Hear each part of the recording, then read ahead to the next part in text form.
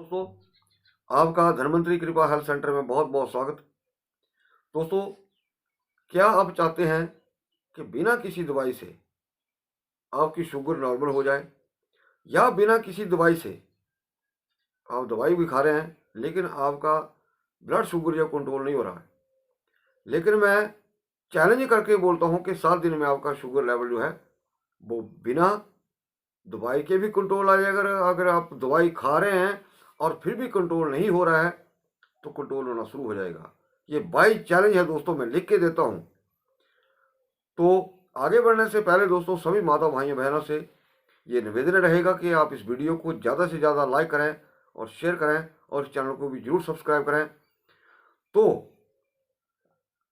आपने 3 चीज़ें लेनी है इसमें दोस्तों। गर्मियों में जो प्रयोग है वो अलग है, सर्दियों में प्रयोग जो है अलग है। आपने एक लगभग 100 ग्राम की मात्रा में या 150 ग्राम की मात्रा में 150 ग्राम मूली ले लें, और 150-200 ग्राम ही आप टमाटर ले लें, और लगभग 200 ग्राम आप खीरा ले लें। अब क्या करना है दोस्तों, आपको कि इसको ग्राइंड करना है। ग्राइंड करके आपने इसका जूस निकाल लेना है किसी बारीक कपड़े से, उसको निचोड़ करके। अब उसमें आपने क्या डालना है, सेंधा नमक, काली मिर्च, ये 2 चीज़ें डाल दीजिए। और पीना कब है ये भी बताता हूँ दोस्तों। ये जो जितने भी ब्लड शुगर के पेशेंट हैं वो सुबह भी खाना खाते हैं, ये ब्रेकफास्ट करते हैं और दोपहर में भी खाते हैं, रात को तो खाते हैं। कुछ लोगों ने खाना रात को छोड़ दिया है, लेकिन वो एक सर्वथा गलत चीज़ है। आप खाना खाएं रात को, लेकिन कम खाएं, ऐसा नहीं खाना छोड़ दें। ये कोई तरीका नहीं है कि रात को आपने भोजन नहीं किया आप शुगर डाउन कर लेंगे, ठीक कर लेंगे, लेकिन ये प्रोसेस नहीं है। रात को आपको खाना खाना है, कम खाना है, सुपाच्य भोजन खाना है। दोस्तों, सबसे मुख्य बात आती है कि 9 और 11 के बीच, सुबह 9 और 11 के बीच में हमारा पैनक्रियाज है दोस्तों सबसे ज़्यादा एक्टिवेट होता है। उस समय हम दबाकर भोजन कर दें, जितना खाना है खा लाएं। और पिछले वीडियो के अंदर मैंने बताया था दोस्तों कि आप जो गेहूं का आटा खाते हैं वो किसी मिल का ना खाएं। आपने कम से कम 1 साल पुरानी गेहूं हो वो चक्की में पिसवा करके और बिना छाने हुए, चाहे थोड़ी थोड़ी पिसवा लें ताकि उसमें कीड़े ना पड़ें, और बिना छाने हुए उसको आप पकाएं, उसकी रोटी खाएं। नंबर 1 पहला इलाज यहीं से शुरू हो जाता है। अब आपका टाइम होता है रोटी खाने का 1 और 2 के बीच,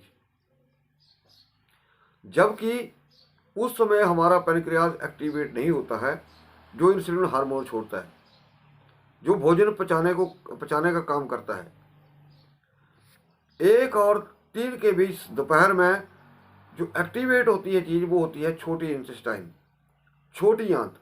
उस वक्त वो क्या कार्य करती है को जब हमने भोजन खाया होता है उसको, वो उसका रस जो है वो आंतें चूसती हैं,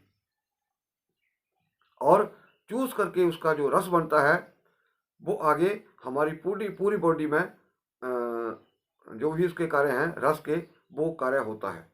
वीडियो लंबा जा रहा है, अदरवाइज मैं रस और रक्त के बारे में भी आपको बता देता। लेकिन हम क्या करते हैं कि दोपहर का भोजन 1 और 3 के बीच जो खाते हैं या 1 और 2 के बीच जो खाते हैं, हम उस छोटी आंत की कार्य प्रणाली को रोक देते हैं। यानी कि उसकी जो उस वक्त कार्य करने की ताकत जो है, जो उसका समय है, उसको हम क्या करते हैं, उसमें अवरोध पैदा कर देते हैं। अब जब अवरोध पैदा हो जाएगा तो आपकी शुगर जो है वो डाउन होगी कि ज़्यादा हो जाएगी। तो 1 और 2 के बीच दोस्तों आपने गर्मियों में ये जूस लेना है, और रात को भोजन करिए। आप 1 हफ्ते में देखेंगे दोस्तों आपका शुगर लेवल कहाँ जा रहा है। आपने यही फ्लूइड आपने दोपहर के समय पीना है, तब कि आपकी छोटी आंत में जो उस वक्त भोजन का रस वो चूस रही होती है, उसको डिस्टर्ब ना करें।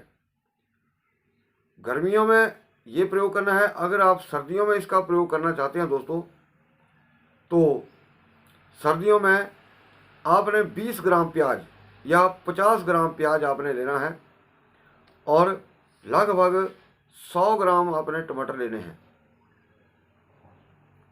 और इन दोनों को मिक्सअप करके, इसका चाहे आप बॉयल करके भी कर सकते हैं, क्योंकि प्याज और इसको आप दोनों को इकट्ठा छील करके या काट करके बॉयल कर लें, उसका सूप बना लें और इसको बारीक छन्नी से छान लें, चाहे कपड़े से छान लें। ये सर्दियों का मौसम का बता रहा हूँ मैं। तो उसके अंदर आपने 2 चीज़ें डाल लेनी है, सेंधा नमक और काली मिर्च। ये आपने 1 और 3 के बीच पीना है सर्दियों में भी क्योंकि जो प्याज है दोस्तों, वो भी वात और पित्त, कफ, ये तीनों का शमन करता है और इससे जो आपकी पाचन शक्ति की तीव्रता है दोस्तों बढ़ जाएगी। अब जितनी आपकी पाचन शक्ति की तीव्रता बढ़ेगी, शुगर लेवल आपका उतना ही कंट्रोल होता जाएगा। लेकिन पीना है 1 और 3 के बीच, चाहे वो गर्मियों का मौसम हो चाहे सर्दियों का मौसम हो। 1 हफ्ते के भीतर आप देखेंगे कि आपकी शुगर जो है वो कहाँ जा रही है। बहुत सारे इलाज हैं, लेकिन अगर साथ में कोई भी आप आयुर्वेदिक का ट्रीटमेंट कर रहे हैं, कोई भी दवाई ले रहे हैं, लेकिन जब आप इस चीज़ को ऐड कर लेंगे दोस्तों साथ में, तो निश्चित तौर पर आपकी जो ब्लड शुगर है वो कंट्रोल हो जाएगी। अब बहुत सारे लोग कलौंजी खाते हैं। कलौंजी क्या है? प्याज का बीज है, इसको कलौंजी बोलते हैं। लेकिन प्याज के अंदर दोस्तों एक नेचुरल रस है, एक नेचुरल तेल है। लेकिन जब भी आप प्याज को बॉयल करें, टमाटर को बॉयल करें, तो उसके अंदर आपने जो प्याज है उसको तुरंत पानी में डाल दें। जैसे काट रहे हैं तुरंत वो पानी में गिरता रहे। इसके अंदर उर्णशील तेल होता है जो पानी के अंदर ही अब्जॉर्ब हो जाए, उस पानी में मिल जाए, घुल जाए, तो दोस्तों ये और भी ज़्यादा काम करता है। अगर आपने 1 घंटा प्याज को रखा है तो उसका जो उर्णशील तेल जो होता है उसके अंदर वो उड़ जाएगा। अब इसका उदाहरण ये है, उर्णशील का तेल मैं सिद्ध कर देता हूँ यहाँ पे, कि जब हम प्याज काटते हैं तो उसकी जो झार है वो आंखों में लगती है, हमारी आंखों में आंसू आ जाते हैं। वो इसलिए होता है कि उसके अंदर उर्णशील तेल होता है जो हमारी आंखों में लगता है। इसी करके इस तेल का अगर भरपूर आप फायदा लेना चाहते हैं तो तुरंत प्याज को खा लेना चाहिए काट के, या इसका आप सूप बना लें। तो दोस्तों वीडियो को देखने के लिए आपका बहुत बहुत धन्यवाद। नमस्कार।